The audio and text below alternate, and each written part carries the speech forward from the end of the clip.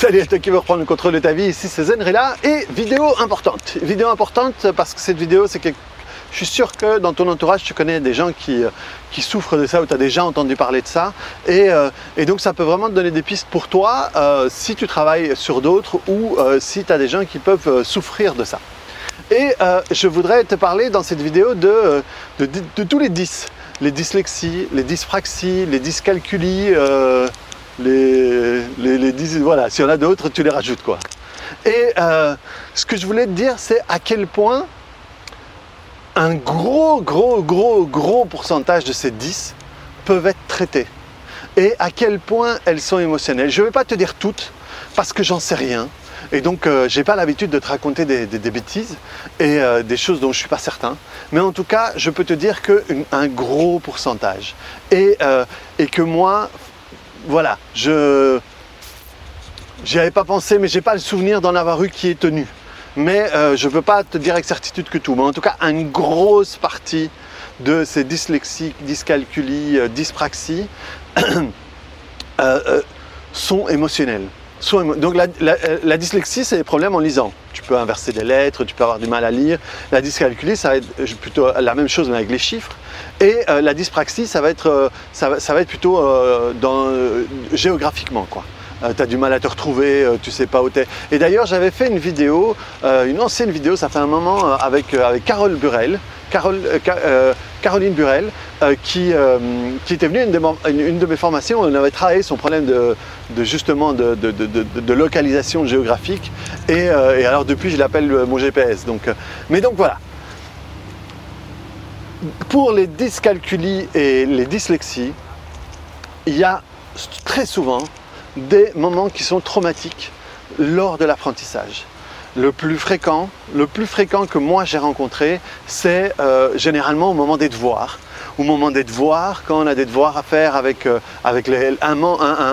père, la mère, le grand frère ou n'importe qui aide à faire les devoirs et qu'il y a des engueulades. Il y a des engueulades, il y a des coups parfois et donc il y a une telle pression. Il y a une telle pression pour que ça marche que d'un coup, ça saute quoi. Et donc ce qui se passe, c'est que le stress qui est là à côté, le stress et où la violence et où l'humiliation et où tout ce qu'on veut qui est là à côté, eh bien notre inconscient, il va le connecter avec ce qu'il a devant lui. Et ce qu'il a devant lui, ça va être de la lecture, ça va être des maths ou quoi que ce soit. Et donc, en travaillant ça, ça libère, mais d'une manière incroyable. J'ai eu des grands chefs d'entreprise qui venaient me voir, mais vraiment des grosses entreprises, je ne vais pas dire les noms parce que je n'ai pas leur autorisation, et puis ça ne sert à rien, quoi. Mais où j'étais surpris du parcours qu'ils avaient fait en parvenant à cacher cette dyslexie. Et ces gens-là étaient mais subjugués de voir qu'en une séance, tout d'un coup, ce problème qui traînait depuis 30, 40, 50 ans parfois, disparaissait. Et c'est vraiment ça, c'est un moment traumatique dans ce moment-là, au moment de l'apprentissage. Et donc l'inconscient, c'est comme s'il se fermait. S'il se fermait en face de ça, parce que dès qu'il voit la lecture, dès qu'il voit le calcul, en réalité, qu'est-ce qui lui revient? Il lui revient la pression, la violence qui était là. L'humiliation ou quel que soit ce qui était connecté là, comment est-ce qu'on dit, la déception que l'autre avait vers eux ou que eux avaient envers l'autre. Quelle que soit l'émotion forte qu'ils aient eue, ils la connectent avec ce qu'ils ont en face d'eux et donc il va y avoir presque une sorte d'allergie. Et pourquoi j'utilise le terme d'allergie? C'est parce que ça fonctionne pareil pour certaines allergies. Il y a des aliments, on va être allergique à certains aliments parce que quand on les consommait, il y a eu un événement traumatique. Il y a eu des violences, il y a eu des coups, il y a peut-être eu des meurtres parfois. Et l'inconscient, comme je vous ai dit plein de fois dans les vidéos, l'inconscient, il fonctionne avec des liens. Et d'un coup, il va lier l'aliment et cet événement-là et il va créer une allergie. Eh bien, c'est pareil là-dessus. C'est comme s'il y avait une allergie, une aversion envers les chiffres ou envers les lettres.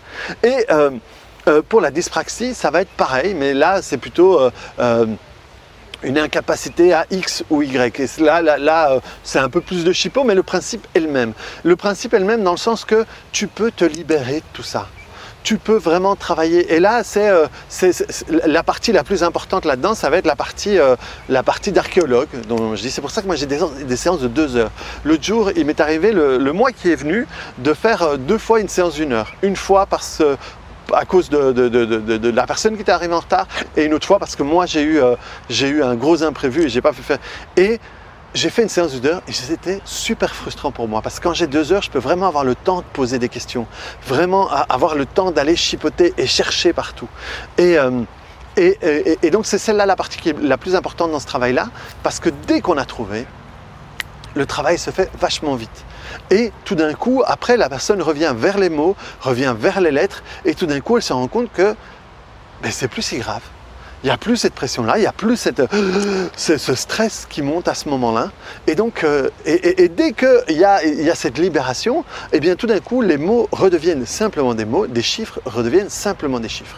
Donc, je ne vais pas me faire beaucoup plus long, parce que ça ne sert à rien. Le message est passé, c'est vraiment, si toi, des amis, ton entourage, ou si tu travailles sur des personnes qui ont ce genre de problème, eh bien demande, tiens, dans tes périodes d'apprentissage, est-ce qu'il y avait des problèmes? Est-ce que tu as le souvenir de mauvais moments, de moments difficiles? Ça peut être avec les profs, ça peut être avec les parents, ça peut être avec qui que ce soit qui t'aide à étudier et à apprendre à ce moment-là, et aller travailler là-dessus.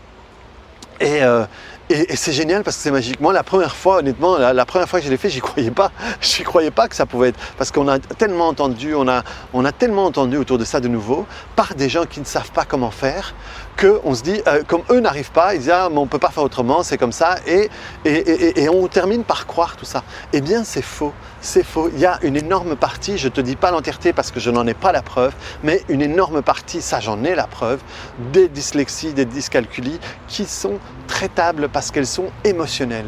Ça veut dire qu'il n'y a pas quelque chose, il n'y a rien de cassé à l'intérieur de toi. Il y a juste un mauvais lien, il y a juste une association qui a été faite de la mauvaise manière, mais il n'y a rien qui est cassé. Tout fonctionne parfaitement bien.